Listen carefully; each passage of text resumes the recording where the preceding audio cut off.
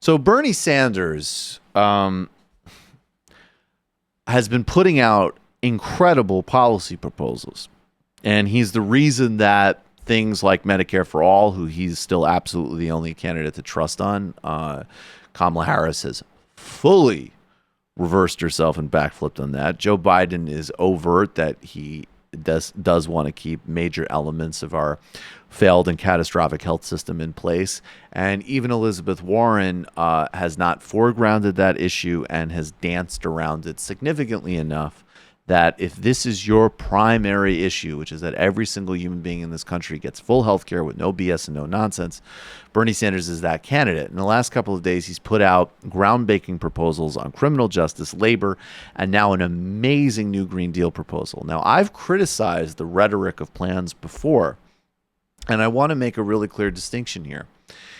The reason that this sort of fetishizing of plans is problematic is because nobody is going to just go into the White House and put through plans. We don't live in the British system. We don't live in the Westminster model. So the only way you're going to have a prayer of getting anything passed is with a massive ground movement around you to get it done.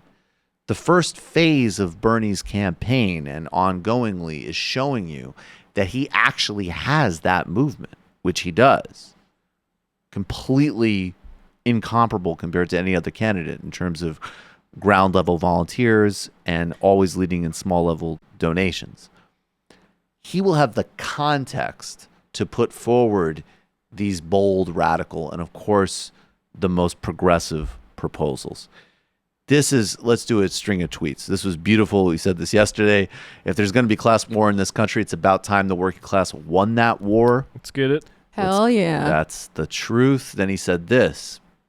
Fossil fuel executives should be criminally prosecuted for the destruction they have knowingly caused. Hashtag Green New Deal. I'm not a prison person in general, but absolutely, at the very least, financially liable.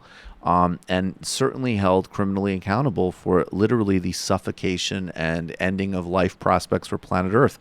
That's what the CEO of Exxon and the executive board of Chevron or BP or any of these companies are doing. I mean, at the very least, since corporations are people, we should see some corporate death sentences. Oh, definitely. Corporations are people. We're going to need to throwing out the death sentence all over the place. Then he said this about Jay Inslee. As I said, Jay Inslee was really one of the only also-rans who had anything useful to say. Congratulations to Jay Inslee on his impactful campaign to bring climate crisis to the forefront of the national conversation. There's no more important issue facing humanity. Together we'll work to pass a Green New Deal and create millions of new jobs. And I'm going to quote now a little bit from a write-up on Bernie's Green New Deal. The proposal, Democratic presidential hopeful Bernie Sanders released a sweeping $16.3 trillion climate plan on Thursday, vowing to create 20 million jobs and completely zero out planet heating emissions by 2050. The proposal outlines easily the most ambitious vision for a Green New Deal to date, which calls for a massively expanded public ownership of everything from power generation to groceries.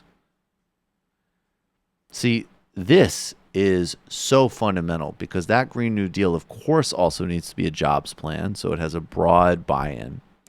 It needs to be a radical deployment of renewables, and that includes breaking up energy monopolies and reabsorbing a lot of those parts of that industry into public ownership and democratic accountability. And it also applies to things like food systems, which of course are also a major part of the climate crisis, which is why Bernie's leadership on breaking up agricultural conglomerates fits in. But in addition to that, this is another area that we need to talk of as a public good. It is an insane and fundamental global public threat that so much of the food supply is in private hands. That is fundamentally dangerous, just as with healthcare and housing. And also, of course, food is a justice issue. There's still tens of millions of people in this country that are food insecure. So this is an incredible proposal. The scope and challenge ahead of us share some of the same similarities with the crisis faced by President Franklin Delano Roosevelt in the 1940s, the plan states. Faced with battling a world war on two fronts, both in the East and West, the United States came together within 3 short years and restructured the entire economy in order to win the war and defeat fascism. As president, Bernie Sanders boldly embraced the moral imperative of addressing the climate crisis.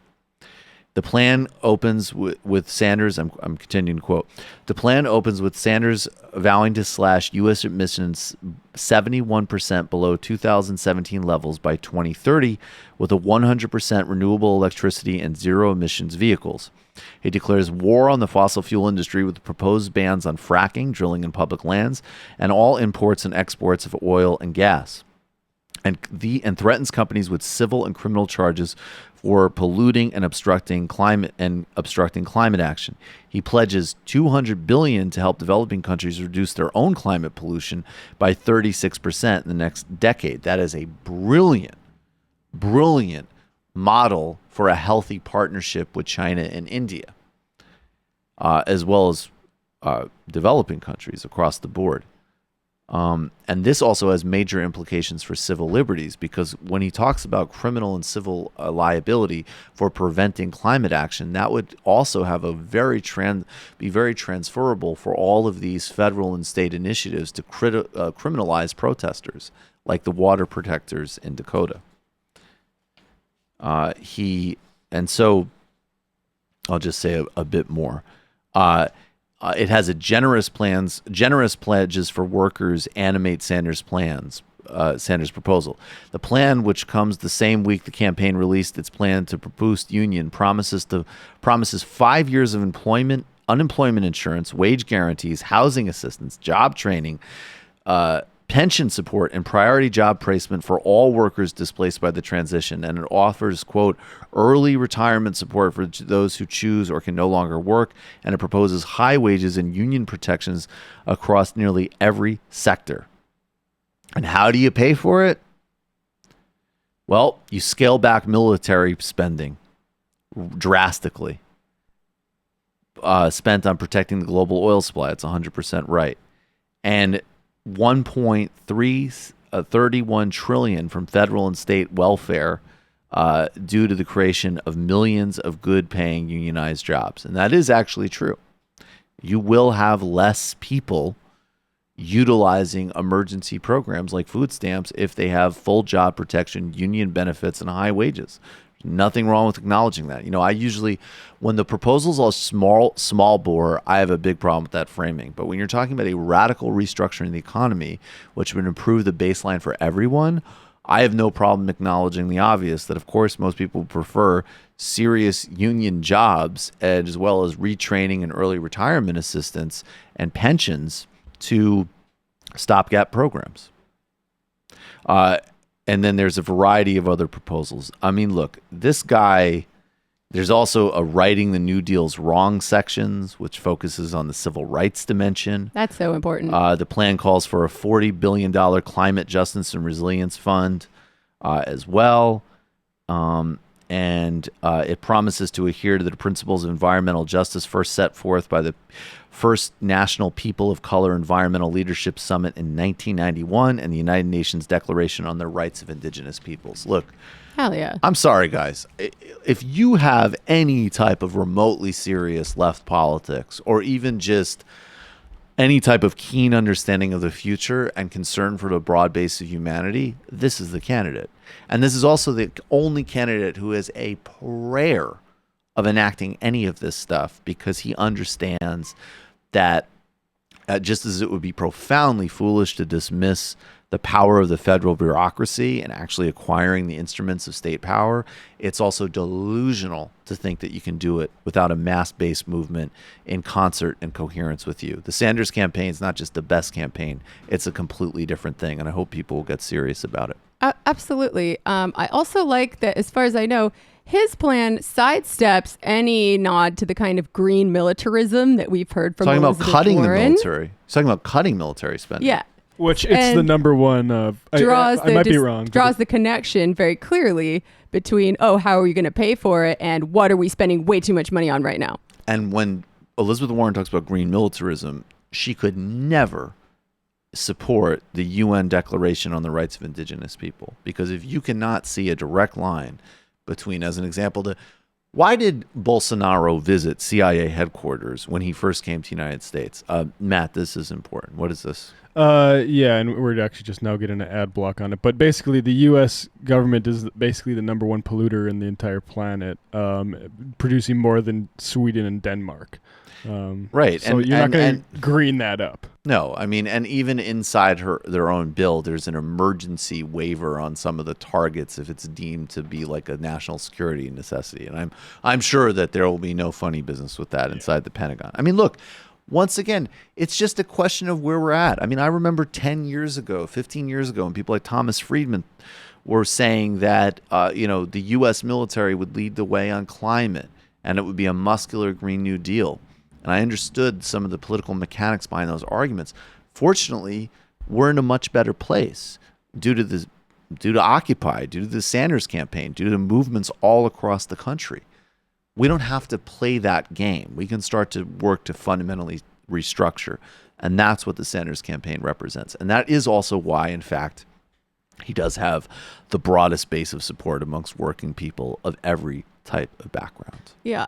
I mean, I got to say, I was disappointed that full decriminalization of sex work was not included in his criminal justice platform. This is something that we just passed a resolution on at the DSA convention to try to hold our endorsed candidates accountable. But this is a movement that's picking up steam right now. Sex workers are becoming a constituency and an active voice for the first time. And I mean, maybe I'm being naive, but I really believe that he can be pushed on this. Well, and I just also want to just say, like, of all of these candidates, who would be pushed on that? I'm not even necessarily saying he will, but like, who has the constituency, the policy advisors, and the inclinations? Yeah, it's and I think it's just obvious. And I also just want to say I totally hear that. That's very important and very valid.